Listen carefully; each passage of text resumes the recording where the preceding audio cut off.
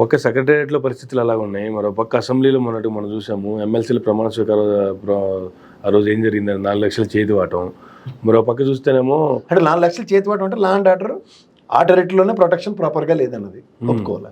ఫైళ్ళు తగలడిపోయాయంటే revenue ఇట్లన్నిటికి సంబంధించింది సెక్రటరియట్లోనే భద్రతా లోపం.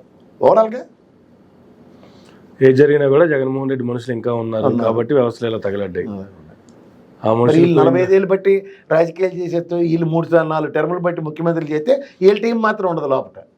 లాస్ట్ టైం పొద్దున్న జీవో రాకమునిపే ఇన్ఫర్మేషన్తో కోర్టు స్టే ఆర్డర్లు తెచ్చినప్పుడు అప్పుడు ఎవరు మనుషులు ఉన్నారు, అప్పుడు ఎవరు మనుషులు ఉన్నారు సరే చెప్పమానండి. ఎంఆర్ఓ గారు ఒక ఆడపిల్ల ఉండే చక్కగా జగన్మోహన్ రెడ్డి గారికి వెళ్ళి చెప్పి దగ్గర దిక్కు దివానా లేదు కదా. అవును సార్, వీళ్ళకేమో చెప్పుకోవడం రాలేదు, వాళ్ళకేమో ప్రధాన్ని మీద మాత్రం చేశారండి. ఎవరు చేసినోడు ఎవరు చెప్పుకోడు. నేను చేశాను డబ్బులు కొట్టుకున్నాండి. ఫస్ట్ టైం చంద్రబాబు గారినే చూడాలి, చేసినా చేయకపోయినా ఇంత లెవెల్లో మాట్లాడడం వాళ్ళు ఒక్కడికే చెల్లింది. ఆయన చెప్తున్నాడు బాగానే ఉంది, దానికి వెనకాలంతా ఓకే తానంటే తందానని డప్పు కొట్టి బ్యాచ్ కూడా తయారైపోయింది కదా. అంతే, వాళ్ళు అలాగే తయారు చేసుకుని బావా జహాపన అని.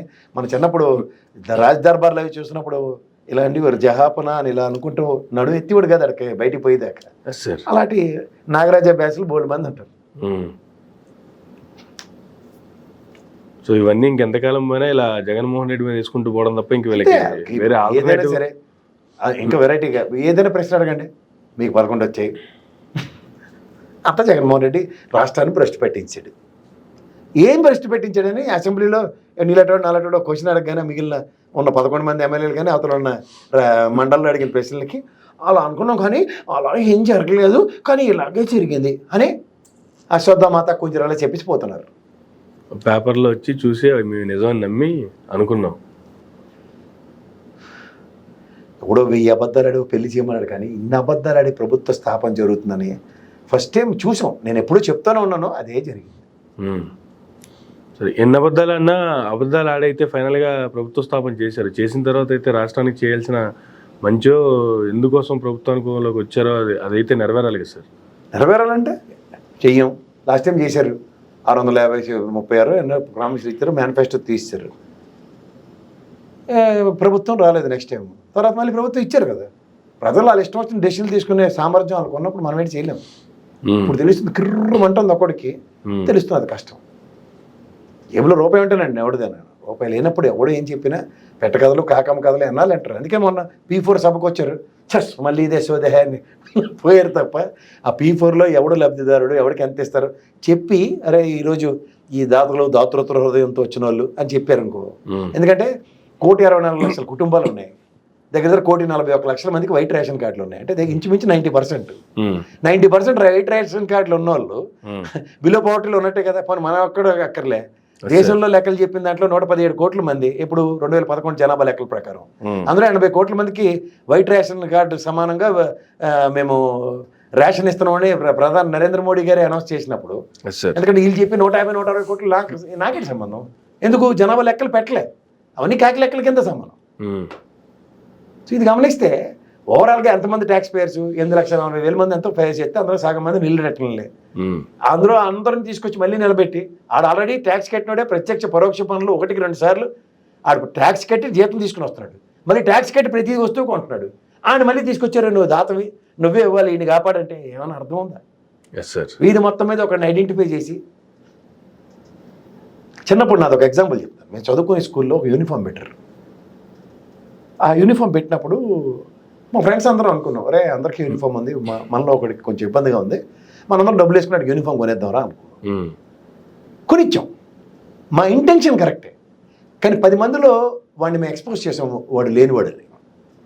ఓకే, వాడు చాలా రోజులు ఇబ్బంది పడ్డాడు. తర్వాత మేము రియలైజ్ అయ్యి క్లాస్ మొత్తం నిలబడి మేము క్షమించరా తప్పు మాదే, ఎందుకంటే ఇలా ఈ ఉద్దేశంతో నీకు చేద్దాం అనుకోలేదు, కానీ అందరూ అలా మాట్లాడడం నచ్చలేదురా, తప్పు మాదే, నిన్ను అలా ఐసోలేట్ చేసి ఐడెంటిఫై చేసాం, ఐఎమ్ సారీ అని చెప్పాం.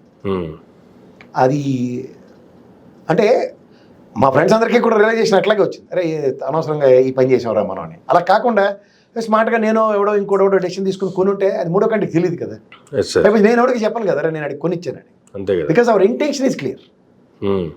ఇక్కడ ఐడెంటిఫై చేస్తున్నాం, 20,000 మందిని నువ్వు ఐడెంటిఫై చేస్తున్నావు అంటే స్టేట్ మొత్తం మీద సంక్షేమం రాష్ట్రం అంతా అందింది 98% సక్సెస్ గత ప్రభుత్వంలో. Yes, sir. నువ్వు ఐసోలేటెడ్ చేస్తూ ఒకరిని ఐడెంటిఫై చేస్తున్నావు అంటే what does it mean by?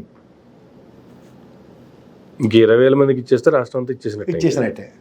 ఈ 20,000 మందికి కూడా దాతలు రావాలి. దాతలు రావాలి. Foreign వాడు ఎక్కడి నుంచి వస్తాడు? ఆడే ఉంటే తెలచేరు ఎందుకని ఇప్పుడు కరోనా తర్వాత ప్రతివాడి పరిస్థితి అలాగే ఉంది. అంటే చేయటం రాక, లేకపోతే చేయటానికి లేక, లేకపోతే ఏంటి సార్ అసలు ఈ పరిస్థితి? ఇప్పుడు నీకు ఇంటెన్షనల్గా కొన్ని ఉంటాయండి, ఇన్హెరెంట్ అని కొన్ని ఉంటాయి. ఇన్హెరెంట్గా ఏంటంటే ఎన్నుముకలు ఏం చెయ్యి, అడిగి ఎన్నుముకలు ఏం చెయ్యరా అని అంటూ ఉంటారు కొంతమంది మార్కెట్లో. అవును. అలాంటి హృదయం ఉండాలి. హృదయం ఉన్నవాడు చేసే పనులు ఎలా ఉంటాయంటే తర్వాత ఎదుటి మనిషి కష్టాన్ని చూసి చెలించిపోవడం ఉన్నది రావాలి రాజకీయ నాయకుడికి ఫస్ట్ ఫండమెంటల్ అది.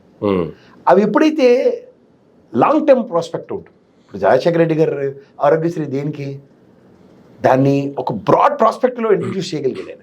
Yes sir. ఒక్కడికే కాదు, అందరికీ అందుబాటు చేయడం అన్నది ఒక పెద్ద హృదయం కావాలి దానికి.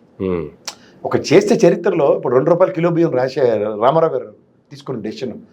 ₹2 కిలో బియ్యం అనేది ఆ రోజుల్లో ఉన్న బియ్యం రేటుకి కంపారిటివ్గా it is affordable. Yes sir. ఏం చేసినా సరే బియ్యం కేజీ కొనుక్కొని ఉంటే 4 రోజులు తింటాం అన్నది ఒక స్టాండర్డ్ భరోసా. అన్నం ఉందనుకోండి, కారం వేసుకొని తినొచ్చు, లేదా పచ్చడి తినొచ్చు, లేదా పక్కనే చిన్న చట్నీ అని అడుక్కుని తినొచ్చు, లేదా నీళ్ళు వేసుకుని ఉప్పు వేసుకొని తినొచ్చు. కాన్సెప్ట్ ఓరియంటెడ్ అంటారు ఇట్లా. అంటే విజువలైజ్ నేను చేస్తానని చెప్పడం చంద్రబాబు గారు. విజువలైజేషన్ అంటే మనం రోజు వాడికి చికెన్ బిర్యానీ పెట్టలేం, కానీ వాడికి అయితే అన్నం పెట్టగలం కదా అన్నది ఆలోచన రావాలి. ఇప్పుడు నేను చికెన్ బిర్యానీ నీకు కొనిచ్చానని చెప్పడం ఆ రోజే వాడికి, రేపు అంతే కదా. అంచేత వాడికి అదే కేజీ బియ్యం ఇచ్చేవారు అనుకోండి మీరు, వాడు 4 రోజులు తినగలుగుతాడు. 5వ రోజు వాడికి ఆలోచన పెరుగుతుంది, అరే మనం అన్నం తిన్నాం కాబట్టి ఇలా కూర్చోవడం కరెక్ట్ కాదని మించే కాన్సెప్ట్ వస్తుంది. అందుకనే వాళ్ళకి ఈ అప్లిఫ్ట్మెంట్ కోసమే ఇలాంటి ఫ్రీ రేషను లేదా రిజర్వేషన్ ప్రాస్పెక్ట్లో వాడికి 10 మార్కులు తక్కువ వచ్చిన పక్కవాడితో సముచితం కల్పించడం, వీళ్ళన్నీ కాన్సెప్ట్ ఓరియంటెడ్ అంటారు. ఇవి ఎప్పుడైతే ఉన్నాయో సమాజం అప్లిఫ్ట్మెంట్ జరుగుతుంది. ఓకే. ఇప్పుడు నేను ఇందాక ఎగ్జాంపుల్ ఎందుకు చెప్పానంటే మా ఫ్రెండ్ నేను యూనిఫామ్ గురించి, వాడిని నువ్వు ఐసోలేట్ చేస్తున్నావు, సమాజం నుంచి వాడిని వేలెత్తి చూపిస్తున్నారు నీకు లేదురా అని. అలా వేలెత్తి చూపించకుండా 3వ కంటికి తెలియకుండా మనతోనే చదువుకుంటూ ఉంటాడు, స్కాలర్షిప్ వస్తూ ఉంటుంది. వాళ్ళ నాన్నగారు వచ్చి స్కాలర్షిప్ ఫామ్స్ అని నింపెళ్తారు, కానీ మన ఫ్రెండ్స్లో ఎంతమంది స్కాలర్షిప్ వచ్చి చదువుకున్నారు నువ్వు చెప్పు ఒకసారి, మనం చిన్నప్పుడు చదువుకున్న దాంట్లో. అవునా కదా? అంతే కదా. ఇది 3వ కంటికి తెలియకుండా ప్రభుత్వ పథకం కింద, అరే బిలో పావర్టీలో వాడు వాళ్ళ నాన్నగారే కదా ఇన్కమ్ సర్టిఫికేట్లు ఇవన్నీ ప్రొడ్యూస్ చేసుకుని ఆయన చూసుకుంటాడు. కానీ ఇక్కడ so these things are very very specific and చాలా దాన్ని ఏమంటారంటే ఆ సెన్సిటివిటీని క్యారీ చేయడం రావాలి. సెన్సిటివిటీని ఎప్పుడైతే నువ్వు క్యారీ చేయడం రాదో చాలా కష్టం.